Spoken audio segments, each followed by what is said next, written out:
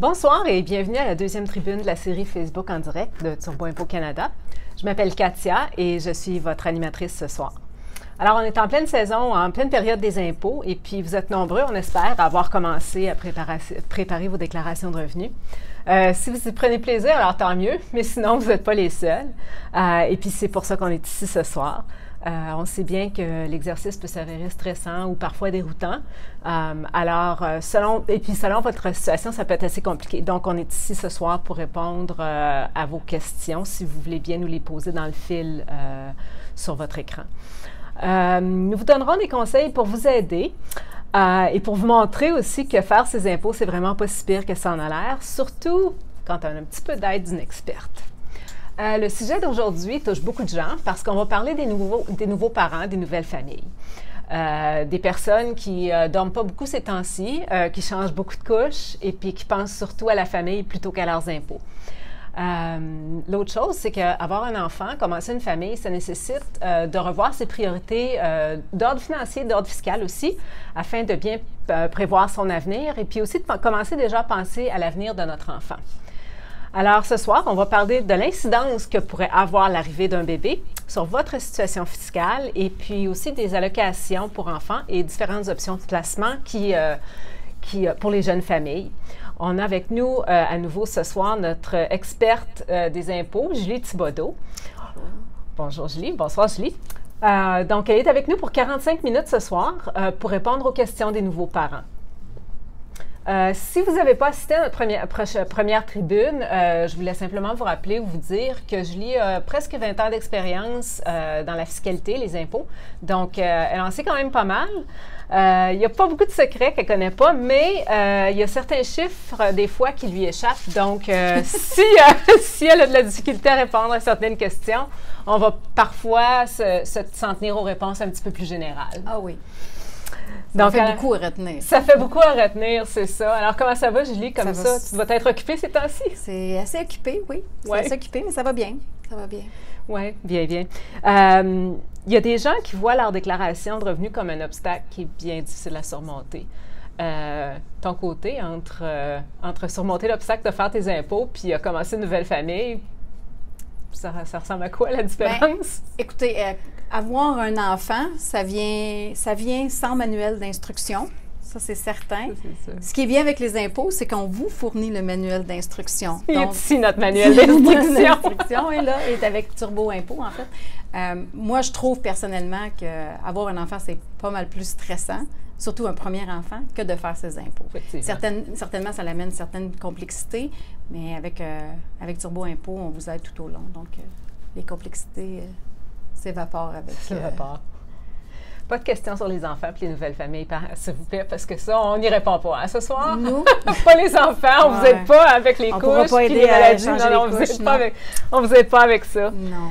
Donc, comme j'ai dit tout à l'heure, on est ici pendant 45 minutes. Donc, commencez à penser à vos questions. Et puis, tout au cours de la diffusion, il va y avoir des petits prix, comme la dernière fois, des cartes de Tim Hortons et puis une coupe d'abonnement aussi à Turbo Impôt. Donc, écoutez bien, pensez à des questions, commentez, partagez aussi pour que des amis se joignent à la discussion. Alors, pour vous donner le temps de commencer à poser des questions, puis nous donner le temps aussi de les lire, on va répondre à quelques questions qu'on a reçues en ligne sur notre site web. Si tu veux bien, Julie. Oui, certainement. Je suis prête. Tu es prête? Alors, allons-y avec une question d'ordre général. Quelles sont les principales préoccupations financières d'une nouvelle maman? Bon, en fait, quand on part en congé de maternité, je crois que une des premières préoccupations qu'on a, c'est par rapport à l'impôt qu'on va devoir payer lorsqu'on va recevoir nos prestations de maternité. Bon, si j'ai travaillé une partie de l'année, ensuite je reçois un montant pour le régime québécois d'assurance parentale, par exemple. Est-ce que je vais avoir retenu assez d'impôts sur mon régime québécois d'assurance parentale? Donc ça, c'est souvent des questions qui reviennent des mamans qui s'en vont en congé maternité. Comment il faut que je mette de côté? Comment il faut que je demande de faire enlever de l'impôt? C'est certain qu'on peut faire certains tests avec Turbo Impôt, où est-ce que là, on se dit, j'ai gagné à peu près tant, je m'attends de gagner à peu près tant de prestations de maternité, donc comment je devrais demander d'impôt. Donc, c'est sûr que c'est une des préoccupations Des préoccupations. Oui, avec les nouvelles mamans. Puis tu disais que c'est au provincial, c'est ça? Bien, en fait, tu vas t'imposer des deux côtés, pour ton, ouais. Dans ta déclaration de revenus, mais le régime québécois d'assurance parentale, c'est payé par le Québec. Au Québec, c'est le... OK. Il y a quelqu'un qui nous a dit, on a un emploi du temps vraiment chargé. Est-ce qu'il y a des façons de gagner du temps au moment de faire les impôts? Bien, je crois que une des bonnes façons de gagner du temps, c'est d'utiliser le service pré-remplir ma déclaration avec l'ARC. À cet endroit-là, vous allez être capable de faire votre déclaration de revenus beaucoup plus rapidement. C'est bon. Et puis ça vaut pour tout le monde, ça, d'ailleurs? Hein? Oui, c'est pour tout le monde, en fait. C'est sûr que oui, c'est pour tout le monde. C'est pas juste pour les parents. Ouais.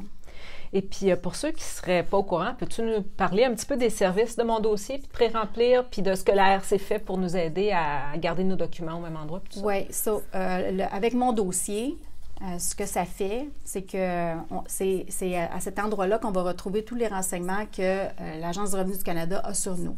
Donc, notre nom, numéro d'assurance sociale, et notre nom, c'est tel qu'il apparaît dans leur dossier. C'est important de réutiliser le même nom quand on fait notre déclaration de revenus. Numéro d'assurance sociale, notre adresse. On a aussi tous nos soldes, que ce soit les soldes de frais de scolarité non utilisés, les REER, la limite de REER, des soldes pour ton RAP, par exemple. Okay. Et ensuite, on va retrouver tous les feuillets qu'on a reçus par les employeurs, les institutions financières, des choses comme ça. Donc, avec pré-remplir ma déclaration, ce que ça fait, c'est qu'on va aller prendre les feuillets qui ont été donnés à l'ARC.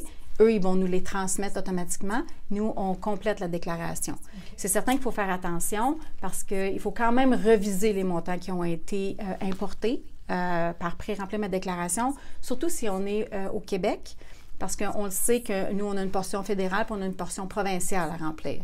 Donc, la portion fédérale va être importée par pré-remplir ma déclaration. Par contre, la partie du Québec, elle n'a pas été importée. Donc, il faut la revérifier avec nos informations qu'on a en main. OK. C'est bon à savoir. Bon conseil. C'est souvent là qu'on oublie de faire qu'il y a des petits problèmes. Oui. Donc, pendant les 5-10 prochaines minutes, on fait tirer des cartes Tim Hortons. Donc, pour les gens qui partagent notre conversation avec d'autres, il y a un nom qui va être tiré ou choisi au hasard, là. Donc, allez-y pendant les 5-10 prochaines minutes. Premier prix qui s'en vient. Quels sont les grands changements à prendre en compte du côté de l'impôt fédéral cette année? Bon, pour l'impôt fédéral, si on parle des jeunes familles, il y avait un crédit qui était apprécié par les parents beaucoup. C'était le crédit pour l'activité physique et activité artistique pour les enfants. Ce crédit-là a été complètement éliminé du côté du fédéral. Par contre, au niveau du Québec, le crédit existe toujours. Donc, débarrassez-vous pas de vos reçus, conservez-les. Vous pouvez demander une déduction au Québec pour la même chose, qui est environ à peu près pour le maximum de 100 $ par enfant. C'est quand même bien, ça aide à rembourser les frais. La deuxième chose, c'est au niveau des frais de scolarité. Si on a des enfants qui sont un petit peu plus âgés puis qui nous transfèrent leurs frais de scolarité, auparavant, il y avait un montant pour manuel et un montant supplémentaire qui avait été donné. Ces montants-là ont été éliminés. Donc, c'est seulement le côté frais de scolarité qui peut être transférable. Ça diminue grandement le crédit pour frais de scolarité qui était autrement disponible dans les années antérieures. OK. Merci bien. On a déjà une question d'un auditeur, donc peut-être qu'on peut déjà regarder ça. On parle de parents séparés, enfants en charge depuis juillet 2017. Est-ce qu'il faut inscrire l'enfant quelque part que c'est en juillet? Je présume que la garde est depuis juillet. Et avec 2 enfants à sa charge, et puis on demande, est-ce qu'on peut mettre l'équivalent du conjoint de fait, je crois? Oui. S'il n'y a pas eu de réconciliation en 2017, donc vous êtes vraiment séparés, là, je présume qu'il y a plus qu'un enfant à charge, parce que ça ressemble à l'enfant, oui. Donc, s'il n'y a pas eu de pension alimentaire qui a été payée, donc, oui, vous pouvez prendre un enfant, mais vous pouvez en prendre un et vous ne pouvez pas prendre le même enfant pour les 2 parents.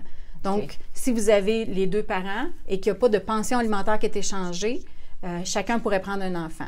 Si monsieur paye une pension alimentaire à madame, seulement madame peut prendre un enfant à charge, l'équivalent de conjoint qu'on appelait. Okay. Mais la personne qui paye la pension alimentaire ne peut pas prendre le montant pour équivalent de conjoint. Bon savoir, j'espère que ça répond bien à la question. Pourvu que la séparation fasse plus que 3 mois, qu'il n'y ait pas eu de réconciliation. 90 jours qu'on dit. Là. OK, c'est bon. Donc, c'est 3 mois de vie séparée, là, pas dans la même maison. Oui, exactement. Et qu'il n'y a pas de réconciliation. OK, merci bien. Quelqu'un nous dit qu'ils ont entendu dire récemment que le traitement de l'infertilité serait désormais déductible d'impôt. Est-ce que c'est vrai? Oui, c'est vrai. On avait du côté du Québec le crédit pour l'infertilité qui existe depuis quelques années déjà. Au fédéral, ils ont ajouté la portion où est-ce qu'auparavant, il fallait avoir un diagnostic du médecin comme quoi qui disait qu'on n'était pas capable de concevoir l'enfant. Maintenant, si on a accès, si on veut prendre un traitement in vitro pour accélérer le processus, et qu'on n'a pas nécessairement de diagnostic d'infertilité totale, ça va être considéré comme un frais, ça va faire partie des frais médicaux. Donc, et aussi, c'est rétroactif 10 ans en arrière.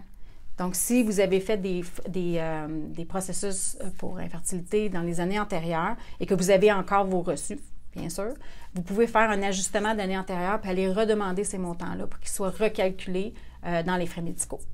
Donc, oui, ça, c'est quand même intéressant. Donc, c'est une belle mesure. Ans, sur 10 ans en arrière, c'est une belle mesure. Oui, effectivement.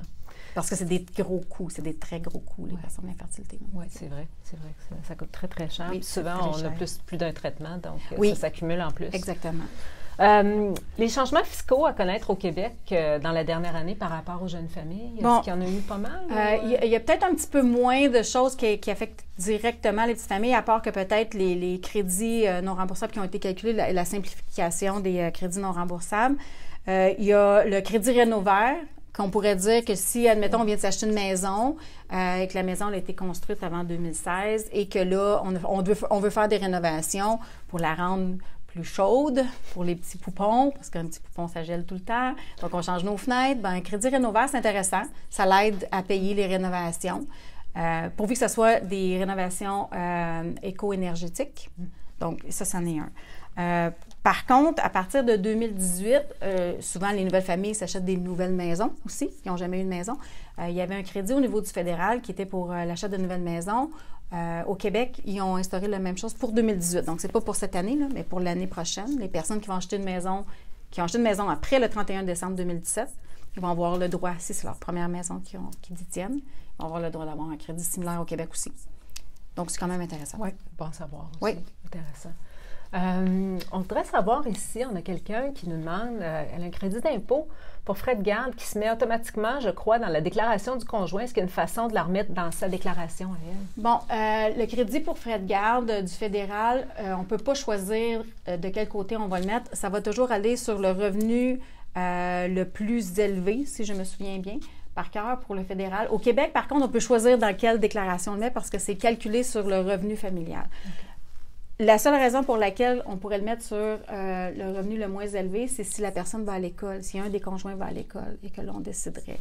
Mais je me mélange toujours entre le fédéral et le provincial, là, mais fédéral, je sais que ça va sur soit le moins élevé ou le plus élevé, donc on ne peut pas vraiment décider de quel côté qu'on va. Donc, ça se fait automatiquement. Ça se fait automatiquement, le calcul se fait automatiquement. Okay. Donc, c'est pour ça qu'on ne peut pas choisir. Mais au Québec, on peut choisir, par contre. C'est bon. OK. On est à veille de donner le prix, la carte Tim Hortons, donc ça va être annoncé sous peu. Si vous n'avez pas encore partagé, faites ça vite. Julie, en quoi consiste l'allocation canadienne pour enfants? Bon, l'allocation canadienne pour enfants, c'est un montant mensuel qu'on reçoit qui est non imposable de la part du fédéral et que c'est pour aider à subvenir aux besoins des enfants de moins de 18 ans. Et c'est ça. Donc, c'est un montant. Avant ça, on avait la PUJ qu'on recevait, la prestation universelle pour la garde d'enfants. C'était un 100 $ par mois qu'on recevait. Ce montant-là, il était imposable. Là, on l'a changé. Dans les derniers les budgets, ça a été changé. Là, on reçoit un montant non imposable. C'est un petit peu plus intéressant comme... Ben oui, effectivement. On le garde au complet maintenant. Oui, exactement. Tu peux le mettre de côté... C'est bien. Et puis, comment on fait pour demander l'allocation? Bon, quand on a une naissance d'enfant, aussitôt qu'on enregistre l'enfant avec le directeur de l'État civil au Québec, souvent ça se fait, donc automatiquement, il va avoir des papiers à compléter à l'hôpital, puis ça se fait en même temps, là, ils sont tous habitués de faire ça, et ça s'en va directement au gouvernement, puis c'est comme ça qu'on démarre le processus. Si, mettons, on a eu une adoption ou qu'on a eu un enfant en dehors du Québec, on déménage et on veut le demander, mais ça se passe souvent par... tu peux aller directement sur Service Canada, aller faire la demande, ou bien c'est par la déclaration de revenus. Donc, c'est important qu'à chaque année, on fasse la déclaration de revenus pour qu'ils puissent savoir c'est qui les enfants qu'on a à charge. Parfait. On a quelqu'un qui nous demande encore une autre question à propos des parents séparés. Okay. Garde partagée doit mettre les enfants à charge. Est-ce que chacun leur tour, est-ce que c'est les parents mettent les enfants à leur charge chacun leur tour? On doit choisir, encore une fois, ça dépend toujours des pensions alimentaires. Donc, s'il y a une pension alimentaire qui est payée, il va falloir faire attention parce que la personne qui paye la pension alimentaire ne peut pas demander un montant pour enfant à charge, qu'on appelait aussi l'équivalent de conjoint à une certaine époque. Mais si vous avez 2 enfants et qu'il n'y a pas de pension, je dirais prenez-en un chacun. Donc, papa prend un, maman prend un, puis tu gardes toujours le même, là, je veux dire ça. Effectivement. Ouais. On a une autre question. Quelqu'un qui nous a posé une question à propos de l'allocation canadienne pour enfants. Encore, est-ce qu'il y a un maximum qu'on peut demander? Qu'on peut recevoir, oui, il y a des maximums qui sont donnés. Et là, je vais prendre mes notes parce que, voyez-vous, ça dépend de l'âge des enfants. Donc, en bas de 6 ans, pour 2017-2018, parce que l'allocation canadienne pour enfants, elle est calculée de juillet à juin, si on veut. Okay. Donc, celle qu'on reçoit présentement, elle a été calculée en fonction du revenu de la dernière déclaration de revenus. Donc là, celle qu'on fait présentement, qu'on va faire la demande avec la déclaration de revenus, va être calculée pour 2018-2019. Donc, les nouvelles prestations qu'on reçoit juillet 2018 jusqu'en juin 2019. Présentement, pour un enfant de 6 ans et moins, on recevait 6 400 $ et pour 2018-2019, ça va être 6 496. Pour un enfant entre 7 ans et 17 ans, pour la période qu'on a présentement, on avait un maximum de 5 300 $ et de 2018 à 2019, donc la prochaine période, c'est de 5 481 $. Par contre, il y a un facteur qui est pris en compte dans le calcul pour l'allocation l'allocation canadienne pour enfants par rapport au revenu familial. Donc, c'est sûr que plus le revenu augmente, plus la prestation diminue, l'allocation diminue, en fait. Ce qui est, en général, ce qui se passe, même chose du côté du Québec, c'est un peu similaire. OK. Puis, il y a quelqu'un qui veut savoir quel est le montant maximal qu'on peut recevoir si le gouvernement du Québec accorde un paiement de soutien aux enfants. OK. Paiement de soutien aux enfants, c'est le même concept, je pourrais dire que l'allocation canadienne pour enfants, mais c'est du côté de Revenu Québec. Puis ça se passe aussi par Retraite Québec, le soutien pour enfants. C'est comme ça que ça fonctionne. Pour les enfants, pour un premier enfant, c'est 2 430 $. Pour le deuxième et troisième enfant, ça serait 1 214 $. Eux, c'est par le nombre d'enfants que tu as. Okay. Et un quatrième enfant, tu montes à 1 821 $. Donc, ça rajoute comme ça. Et si, en plus, c'est une famille monoparentale, si tu es un parent monoparental, tu as un 852 $ supplémentaire qui est ajouté. Et cette année, ils ont ajouté un 100 $ pour les montants pour les matériels scolaires.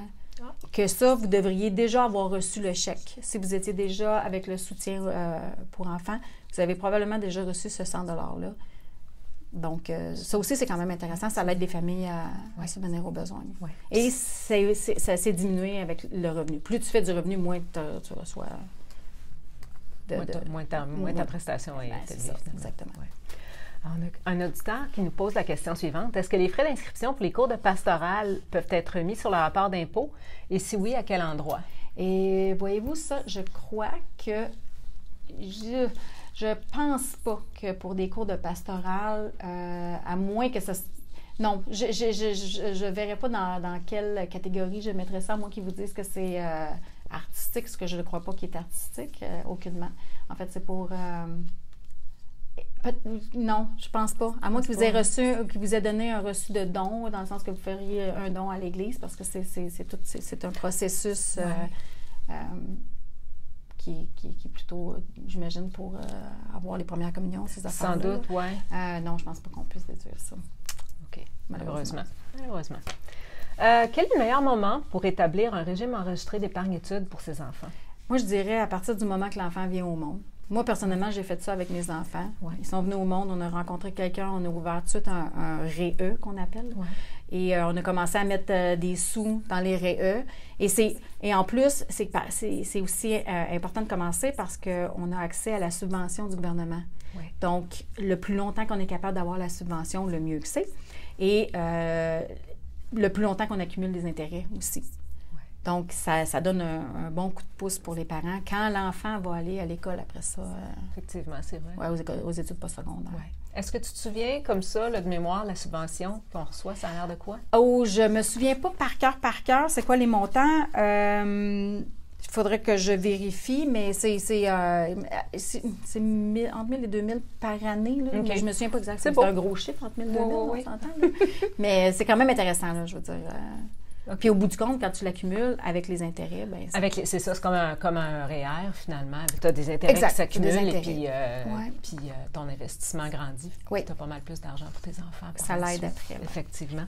Est-ce qu'il y a une date limite pour y cotiser? Bon, bien, c'est à la date du 17e anniversaire de votre enfant. Ah, OK. Quand ton enfant tourne, parce qu'il va rembarquer dans sa 18e année. Oh, OK. Donc, OK. Techniquement, à 18 ans, on s'en va au cégep. Ouais. Donc, quand il commence ses études postsecondaires, on devrait arrêter de cotiser à ce moment-là. OK. Puis ça, c'est au Québec ou c'est partout au Canada? C'est partout au Canada. Même, puis je ne sais pas si tu connais la réponse à cette question-là, mais au Canada anglais, l'école secondaire se termine après. C'est Oui, la première c'est année de cégep, mais c'est l'équivalent de la dernière année de mais secondaire. tu vois, c'est peut-être différent, mais Ça, en on tout sait cas, au pas. Québec, c'est jusqu'à 17 ans. OK. Oui, parce que c'est vrai, vous avez le high school. Oui, des fois qu'il y a des gens Ouais. ici, des francophones qui nous écoutent hors Québec, on ne Ben sait oui. pas. Ben oui, on sait pas. Eh oui. Puis, côté fiscalité pour les parents, est-ce qu'il y a un avantage à établir un tel régime pour ses enfants? Est-ce que c'est gagnant pour les parents? Bien, c'est gagnant pour les parents dans le cas parce que c'est un placement. C'est sûr que quand vous mettez de l'argent dans votre REE présentement, ça ne vous donne aucune réduction d'impôt. Ça, c'est complètement en dehors de l'impôt. OK. Par contre, lorsque vous allez retirer le capital, quand ça va être le temps de retirer le capital, ou peu importe quand vous retirez le capital, ce montant-là ne sera pas imposable parce que vous n'avez pas eu de déduction OK. pour. Les revenus accumulés, donc l'intérêt qui a été accumulé à travers les années, lui, il est imposable dans le revenu de l'étudiant. OK. Et l'étudiant, techniquement, ne gagne pas beaucoup de sous. Il va à l'école. Donc, c'est ça qui est intéressant parce qu'on va l'imposer dans un taux d'imposition qui est complètement la plus basse des taux d'imposition. Ouais.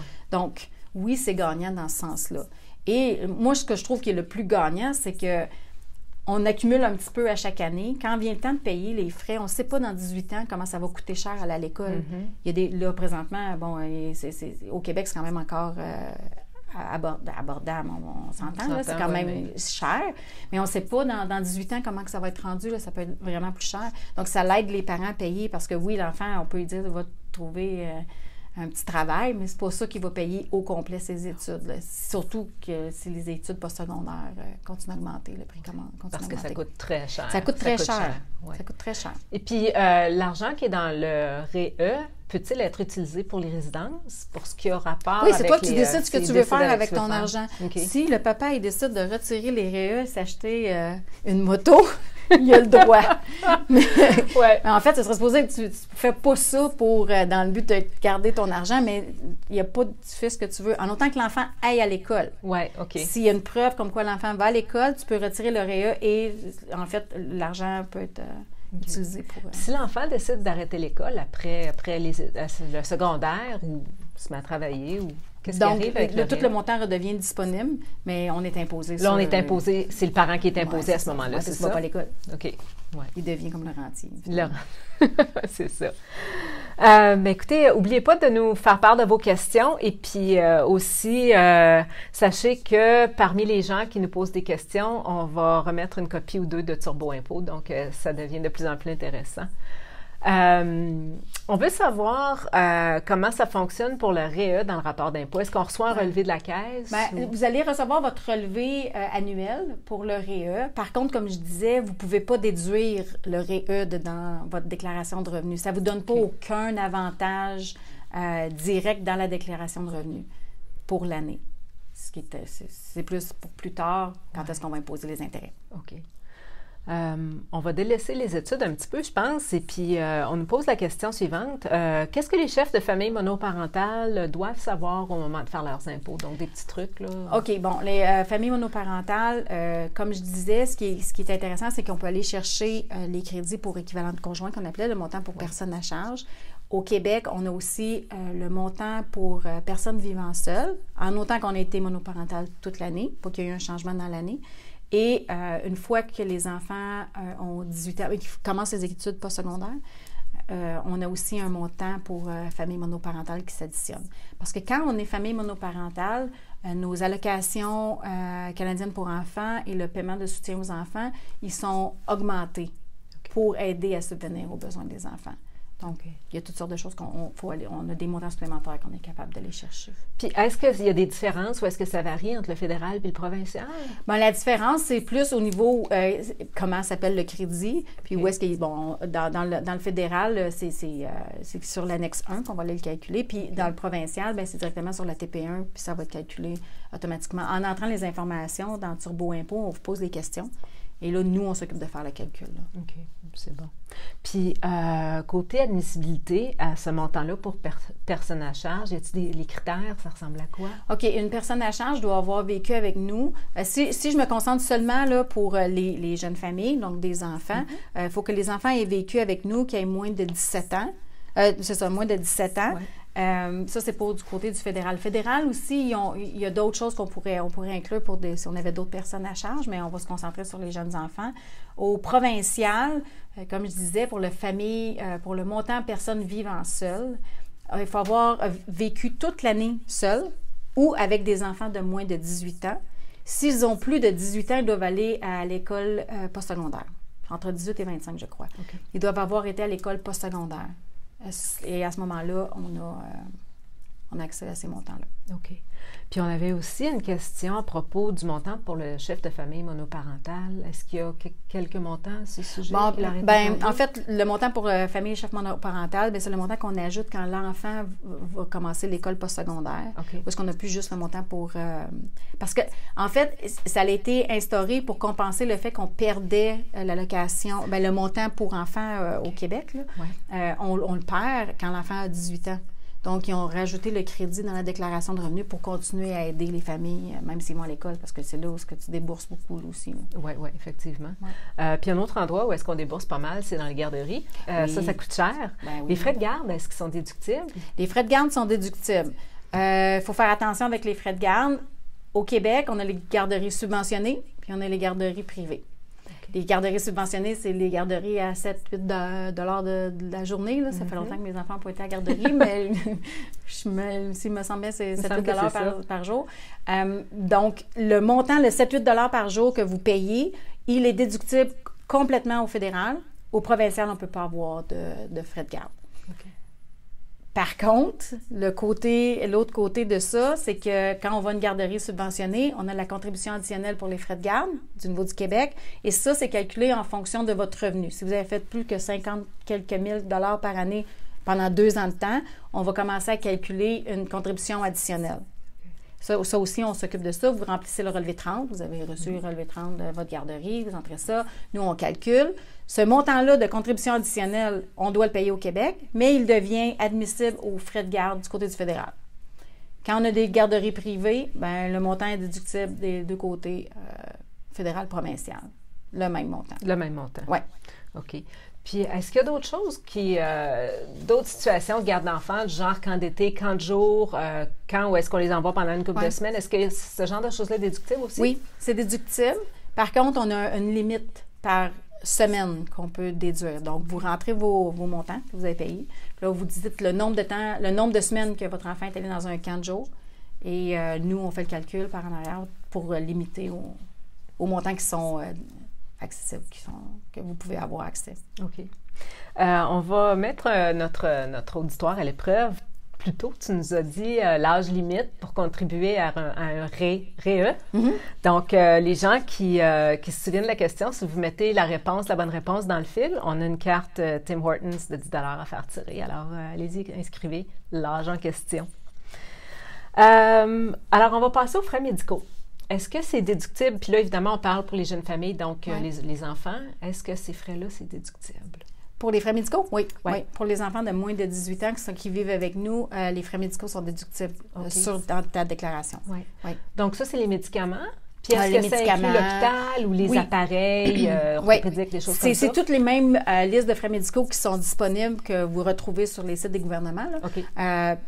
Oui, on peut les déduire. Donc, les dents, quand ils vont... Il y a une partie qui est couverte souvent par la RAMQ pendant une certaine période, là, jusqu'à temps qu'il y ait 12 ans, je crois, ou quelque chose comme ça.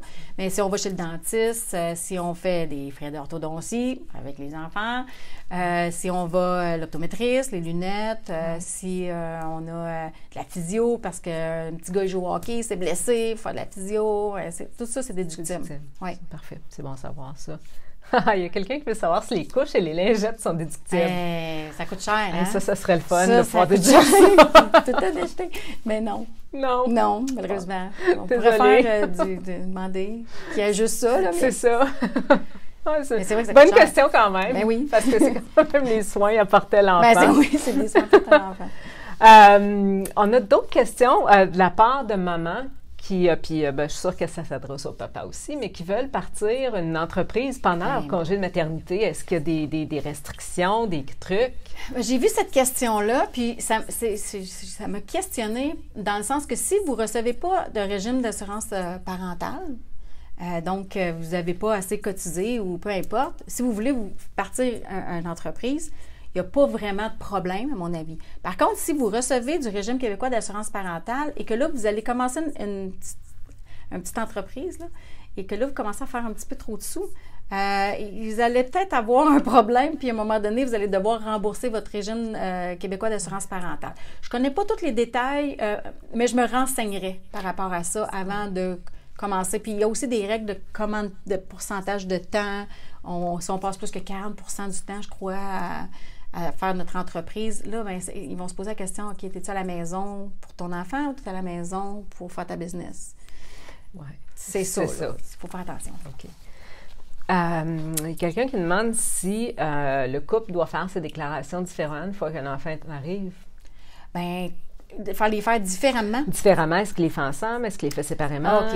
On fait toujours un couple, peu importe, enfant, pas enfant. Faites toujours vos déclarations ensemble. Ah, OK.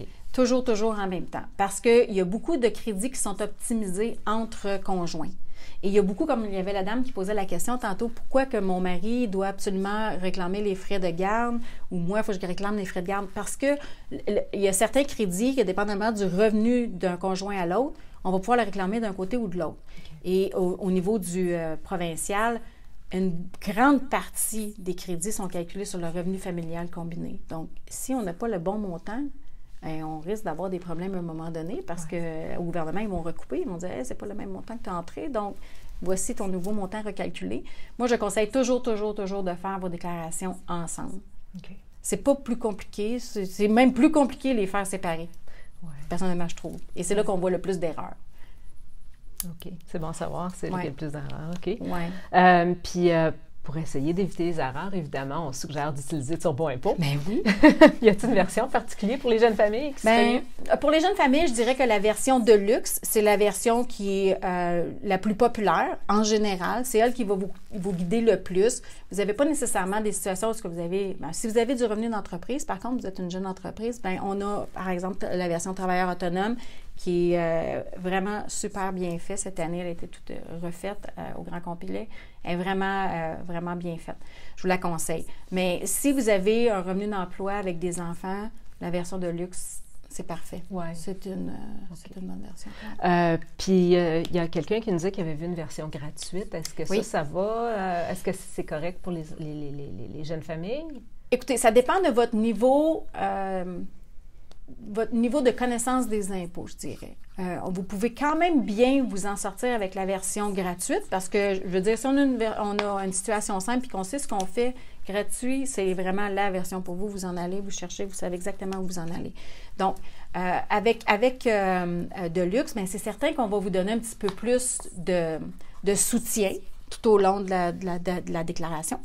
Et on va vous poser les bonnes questions, on va vous faire penser à des crédits que peut-être vous n'auriez pas pensé en la complétant avec gratuit, parce qu'il y a des nouveautés. Donc, nous, tout au long, on dit « Ah, ça, c'est nouveau, avez-vous pensé à ça? » Donc, c'est certain que ça dépend du niveau de suivi qu'on a besoin. OK. Que je dirais.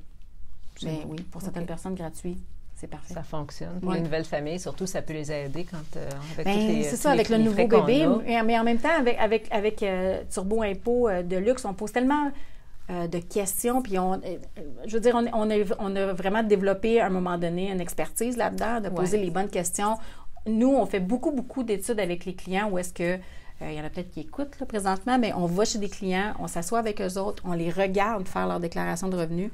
Et là, des fois, on est comme, oh boy, OK, là, peut-être qu'il faut ajuster nos questions, peut-être qu'il faut ajuster la façon qu'on présente l'entrevue pour que ce soit le plus facile possible. Ouais. Le but, c'est rendre la tâche des impôts le plus facile possible. C'est ça, c'est notre but. On n'a pas le choix de les faire, les impôts. Non, il faut les faire. On est prêt avec tout le monde, donc même nous autres. Même moi. Même nous autres, c'est ça. Puis d'ailleurs, j'en profite pour dire aux gens que si vous avez des suggestions pour nous, parce que, comme je le disais, on va chez les gens, on les regarde faire leur déclaration de revenus, puis on regarde s'ils ont de la misère, leurs expressions, des fois, on voit qu'ils sont plus capables. Oui. Mais si vous avez des commentaires, des suggestions pour nous, le logiciel, on le fait pour les utilisateurs, on le fait pour vous. Oui. Donc, écrivez-nous. Oui. Il n'y a aucun problème. Si vous voulez nous écrire sur Facebook, il y a quelqu'un qui peut vous dire comment nous contacter autrement, mais ça va sur Facebook aussi. Oui. Ça nous aide énormément parce qu'on le fait pour vous, pas pour nous. Non, exactement. Donc, le but, c'est vous rendre cette tâche-là le plus facile possible. C'est ça, exactement. Avec tantôt, on parlait des études postsecondaires. Oui. Mais pour les gens qui envoient leurs enfants privés, est-ce qu'il y a quelque chose dans les déclarations de revenus pour les aider? Il n'y a pas d'aide. Non, pas vraiment, parce que dans le fond, c'est mon cas.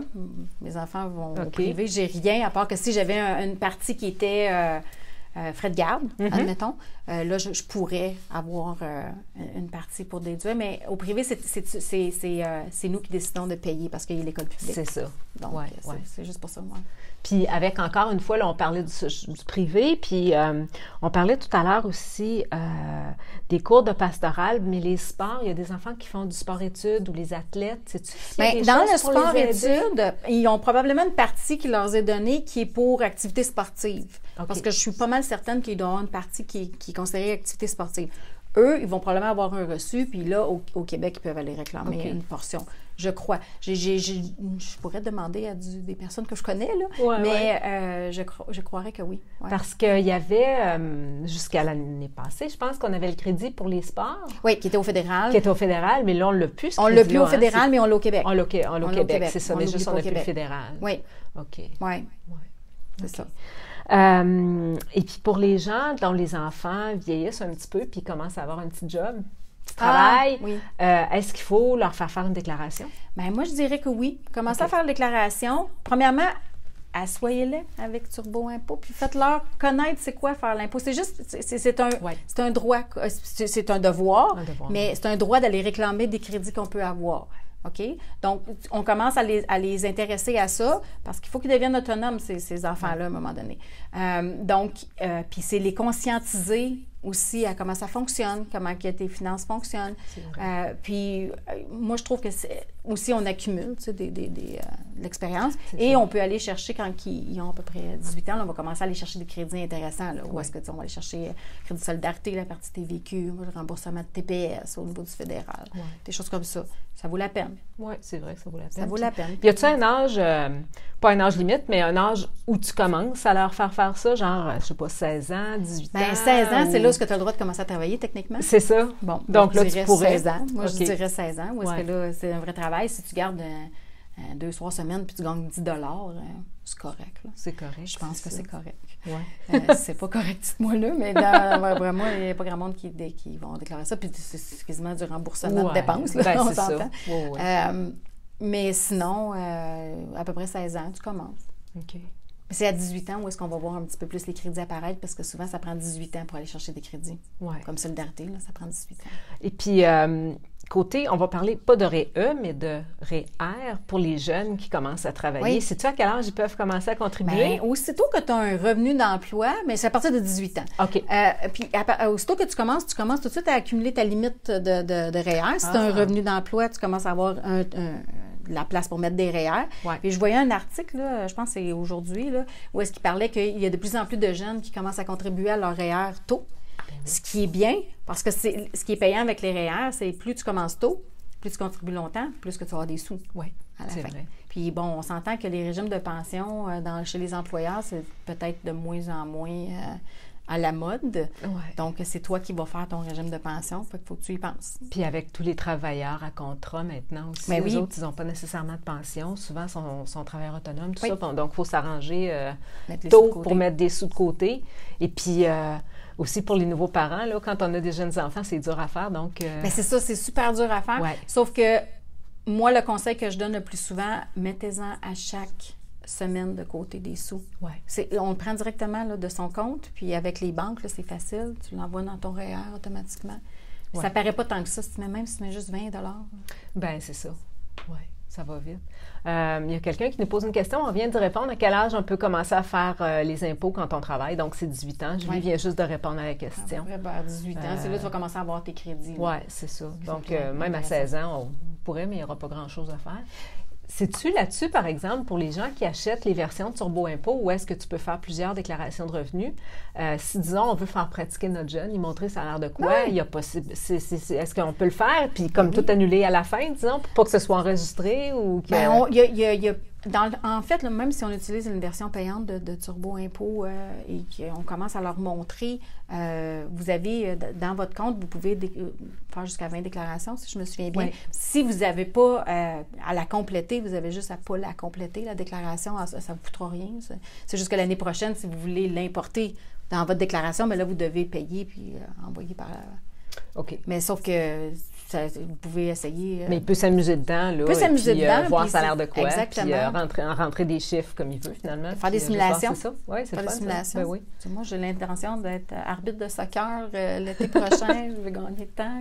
C'est ça. Ben, c'est vrai. Puis voir combien ça va leur coûter en impôts à la fin de l'année comme jeune. C'est aussi les intéresser. Moi, je suis beaucoup à ce que les jeunes prennent plus...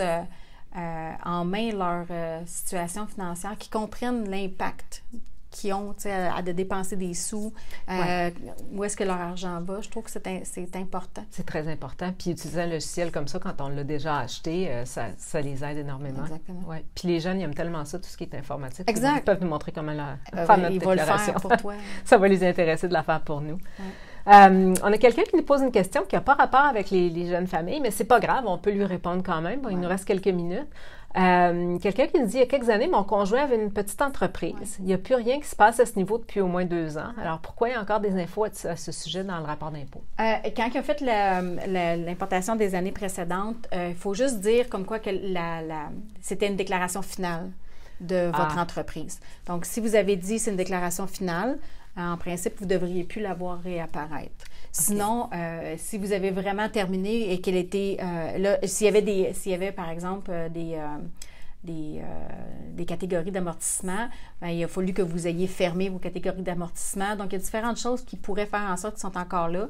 C'est peut-être à vérifier pour être sûr que vous avez vraiment fermé l'année que vous l'avez fermé, vendu tous vos catégories d'amortissement, ces choses-là.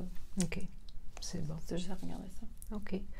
On a une question, je ne suis pas tellement sûre de comprendre qu'est-ce que la dame nous pose comme question. Quelles sont les choses à mettre quand on a un bébé? J'imagine qu'elle veut dire à mettre dans sa déclaration. Dans la déclaration, il faut entrer le nom de l'enfant. Donc, dans la section des personnes à charge, donc au début, là, dans l'introduction, là, vous avez une partie où est-ce qu'on dit « Avez-vous des personnes à charge? » C'est à cet endroit-là, vous allez dire « Oui ».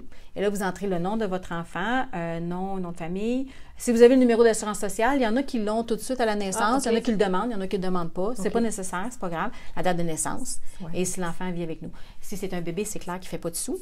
Mais si c'est un plus grand enfant puis qu'on dit qu'il y a eu une petite job, il faut rentrer son revenu, par exemple. Fait que le revenu qu'il fait va venir diminuer certains crédits d'impôt, ça dépend lesquels.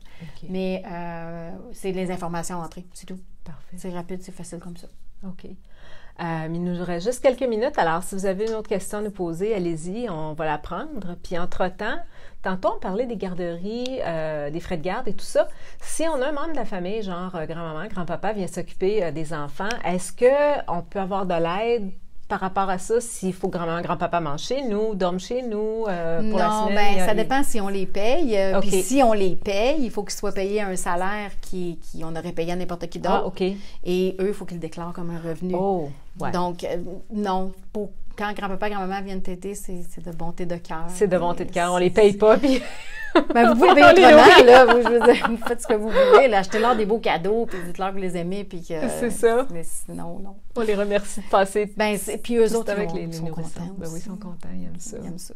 Oui, OK. Bon, ben désolé, il n'y a pas de déduction pour ça, madame, monsieur. Il nous reste juste une petite minute. Julie, as-tu quelques mots, quelques conseils peut-être à donner aux gens? Les gens qui vont avoir un bébé cette année, on se prépare comment pour l'année prochaine? En fait, pour l'année prochaine, votre situation va peut-être changer un peu. Ce qui va se passer, comme on disait, on rentre l'enfant dans la déclaration de revenus. c'est certain, comme on disait au début, où est-ce que là, tu as des prestations du régime québécois d'assurance parentale, plus son revenu d'emploi, donc c'est des ajustements. Ouais. Mais c'est pas plus que ça. Je pense que la plus grosse truc qui arrive quand on a un enfant, c'est s'adapter à avoir un enfant. c'est pas l'impôt. L'impôt, là, c'est une petite partie grosse chose, comme ça. C'est tout petit. Mais avoir un enfant, c'est un changement de vie, puis c'est un beau changement de vie. C'est ça que je peux vous dire. Ça l'amène tellement des belles choses d'avoir un enfant que ça vaut la peine de faire ses impôts qu'un enfant. C'est juste ça, votre Exactement. problème. Alors, profitez bien de votre enfant. Puis sur ça, on vous dit au revoir parce que c'est tout le temps qu'on avait pour ce soir. Déjà? Alors, un gros merci encore, Julie, d'avoir répondu aux questions des gens. Merci à toi, Katia. Ça fait plaisir. Ma collaboratrice. Ça fait plaisir. Et puis, si les gens ont des questions, alors continuez de les envoyer ou bien sur Facebook ou bien sur notre site web de Turbo Impôt via la communauté. Et puis, il y a quelqu'un qui va vous y répondre. C'est certain. Oui. Alors, bonne soirée tout le monde. Merci. Merci. Encore. À la prochaine.